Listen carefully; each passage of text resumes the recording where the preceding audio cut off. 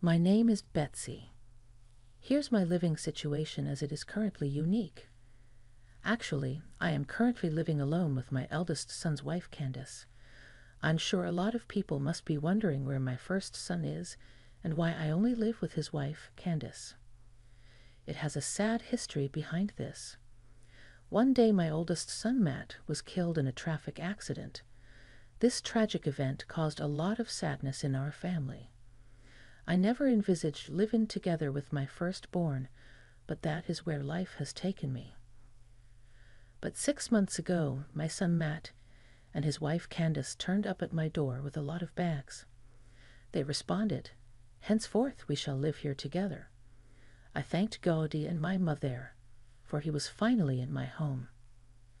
I had already lost my husband around this time and was living a peaceful yet lonely life. I didn't want to live with my boys.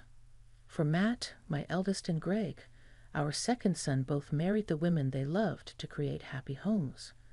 I figured there was no cause for them to stick with me. I prefer to live at my own pace. Therefore, living alone was the most suitable lifestyle for me.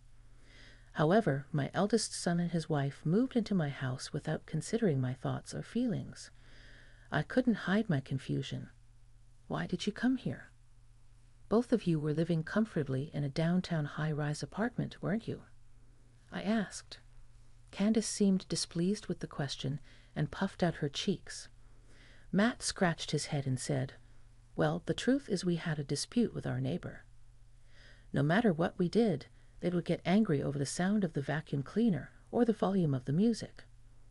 We were criticized a lot by our fussy neighbor, so we thought if we're going to complain about this much, we might as well move out." Matt often boasted big words like, "I can do this," but then he'd fail and end up being scolded or criticized. He's had many such experiences. Probably this time, too, he ended up having to move out after a quarrel. So Candace, who had to leave the high-rise apartment because of her husband, must have been angry. "Is that the reason for the move?" I asked. "That's right. In the end, we had to leave the high-rise apartment. We didn't have a new place to live, so we decided to stay here for a while," he replied. I was at a loss with Matt's nonchalant explanation. Still, it was troubling to have them suddenly come to my family home and declare that we would live together. I hadn't prepared living space for Matt and Candace, and since I hadn't planned for communal living, my house was full of things necessary for my work. Don't enter the workspace I use daily and my bedroom. There's an empty room on the second floor. Use that, I told them. Candace asked, dissatisfied, "But the room on the first floor is the largest, right? Why are you using that room?" "Sorry, I need it for work," I explained. "You work, Mother?" Candace seemed puzzled. Regardless of their demands, I had no intention of opening up my workspace to others, so I had them go upstairs. At that time, I thought they would soon find a new house and move out. But surprisingly, they stayed in my house for quite a long time. "Hey, Matt, are you looking for a new place?" I casually asked. Matt replied lightly, "You know." I realized something. "We'll have to pay rent if we find a new place. Living at home is free, right?" I was shocked. Free rent? At that time, I thought Matt and Candace would leave soon, so I hadn't thought about receiving rent or living expenses. However, if they continued living here without paying rent, it would be a problem for me. Not receiving rent or living expenses, I suggested, then please pay for the living expenses. Matt frowned and protested. "What? Why? We're at home, so we don't need to pay money, right?" Given the situation, it was likely that Matt would refuse to pay, so I had to make it clear to him. "Listen, you and Candace are currently not paying me anything, right? But when the two of you live here, there are expenses for both of your food and other costs. I won't ask for rent, but at least you need to pay that much," I said firmly. Then, as if he didn't want to hear my admonition any further, he covered his ears and said, All right, all right. We should pay, right? And agreed to pay $300 per person each month. However, even a total of $600 was actually not enough. Matt and Candace seemed to think of me as some kind of household robot who does everything for them. Mom, I'd like to have meat and potatoes today. Could you make it quickly? Matt would ask several times a week. Candace also started to complain, Mother, why aren't my clothes washed? I was planning to wear that outfit today. Despite having discussed my work at home when they arrived, Candace seemed to have no understanding of my situation. Hey, Candace, I have work too, so I'd like you to handle your own household chores. I told her, but she laughed it off, saying, You're always at home, so you should be fine with that. I had no intention of making excessive demands on Matt and Candace, so I was truly baffled by this situation. Gradually, I also started to struggle financially. At first, Matt said, Okay, I'll pay, but then began to grumble about the promised living expenses of $600, saying, Isn't it unnecessary? Candace too seemed to lack gratitude for our shared living arrangement and didn't lift a finger to help with household chores. Perhaps I was being taken advantage of by them. If so, I thought it was best to express my opinion firmly when Matt and Candace were together. However, with both of them busy with work, it was hard to find a moment to talk. I live a healthy lifestyle of sleeping and waking up early, and their lifestyle of staying up late and rushing out in the morning didn't suit me. While searching for an opportunity to have a discussion, a shocking event occurred. Unbelievably, Matt passed away in a traffic accident. He dozed off at the wheel late at night and crashed into a wall. Fortunately, no one else was affected, but I never imagined losing my son in such a way. At the news of this tragedy, my younger son Greg and his wife, Hannah, came to comfort me. However, Matt's wife Candace looked displeased throughout the funeral and didn't seem to mourn. She spent the entire time stroking her belly. And so my life with just Candace began. This house originally belonged to me, so there was no necessity to keep Candace here after Matt's death. But I chose not to evict a woman who had lost her spouse. I felt I should watch over Candace until she recovered from the shock of losing her husband. I encouraged her to be active and suggested, I'd like to try your cooking, Candace, hoping she'd help with household chores. Then she told me something unexpected. I can't do that because I am pregnant. I couldn't hide my surprise. With Matt gone, the revelation of her pregnancy meant she would now become a single mother raising a child alone. Considering her isolation, I became even more lenient with her. I did the household chores for her and said nothing, even though she stopped contributing financially after Matt's death. Despite all my efforts and time spent for her, she one day suddenly said something I could never have imagined. I can't take it anymore. I can't endure this any longer, she told me, making me worry that I had somehow made her uncomfortable. Confused, I calmly asked her what happened. Then she made an unexpected demand. How long do you intend to stay in my house? Can you leave soon? I was shocked and bewildered by her sudden request. This property is clearly mine, not hers. She had no right to ask me to leave, yet she was trying to evict me from my own house as if it was natural. Wait a minute, Candace. Why should I have to leave this house? I asked her, surprised yet firm in my response. However, her answer was even more shocking. Why? Because it's a mistake for you to live here. Ever since Matt was alive, I felt your presence was a nuisance, and now that Matt is gone, I can't stand you continuing to squat in this house, she declared. I struggled to understand why she thought the house belonged to her.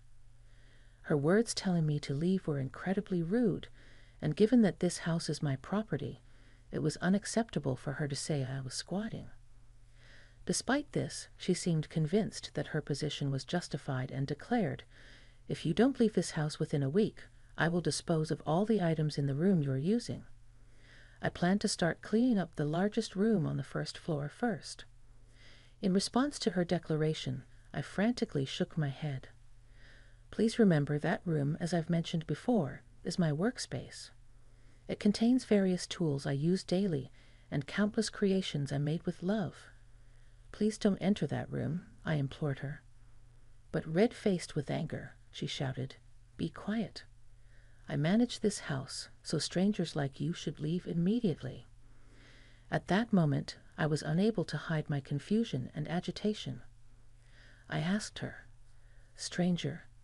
She intensified her stance, saying, "Yes, that's right. From now on, I'll treat you as a stranger. Living with someone who's not family is unthinkable, so please leave this house," and pointed toward the house's entrance. After being told so much, I lost my words. Counter-arguing seemed pointless and absurd. I couldn't understand what she was misconceiving, but I was astounded by her audacity and the brazen act of trying to evict the homeowner. So, let's consider this a severance. "Take care," I said with a smile, making a firm decision in my heart. Handling all the housework and not receiving any living expenses while she continued to live arrogantly in my house was unbearable. Frankly, I had started to doubt her claimed pregnancy. The timeline of her supposed pregnancy coincided with the period Matt was away on a long business trip, making their meeting unlikely. Additionally, I sensed some ulterior motive behind Candace's sudden change in behavior. With this conviction, I began to plan my course of action. As a first step, I decided to transfer the ownership of this house, which I had no intention of living in alone, from my name to my younger son Greg's name. Originally, I had planned to pass this house to either Matt or Greg, but with Matt no longer in this world, I had no intention of giving it to Candace. After explaining Candace's behavior to Greg, I revealed my plan to transfer the house to him and his wife. They seemed delighted to accept the house, as they had been hoping to live in a single-family home. The cleaning costs for the house were decided to be borne by them, as it was cheaper than building a new house. Thus, the task of evicting Candace, who behaved as if she was the rightful owner and squatted in the house, was entrusted to Greg and his wife. During this critical plan's execution, I carefully sorted my personal belongings and various work tools, preparing for my new life. Unaware of this, Candace said mockingly, "It's really disgraceful to cling to the house of a son who took care of you even after he's no longer here. Oh, to become so miserable with age, I must be careful too."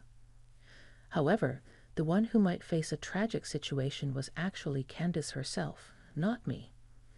I simply wished she wouldn't impede my move if she wanted me to leave the house quickly.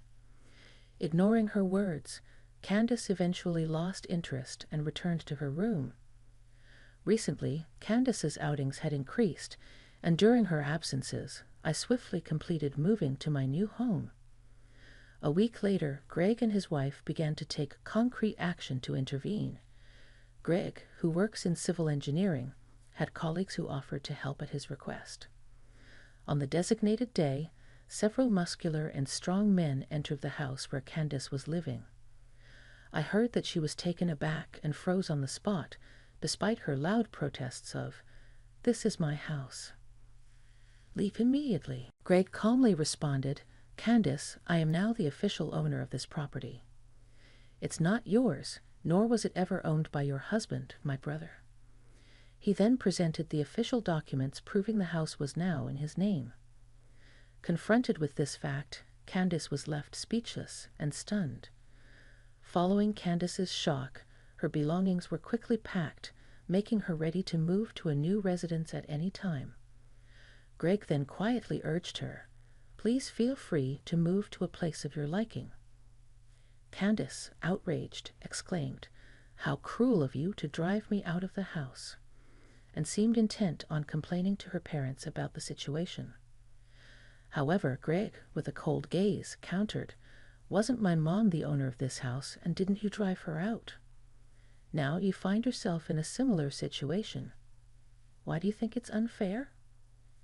Candace was at a loss for words and couldn't respond to his question. Consequently, she was forced to leave the house. Greg's calm yet resolute demeanor made her confront the reality of the consequences of her actions. She probably couldn't argue when the same behavior she initiated was directed at her. Additionally, even if she tried to retort, it was impossible for Greg to overlook the fact that she had mercilessly evicted his own mother from the house.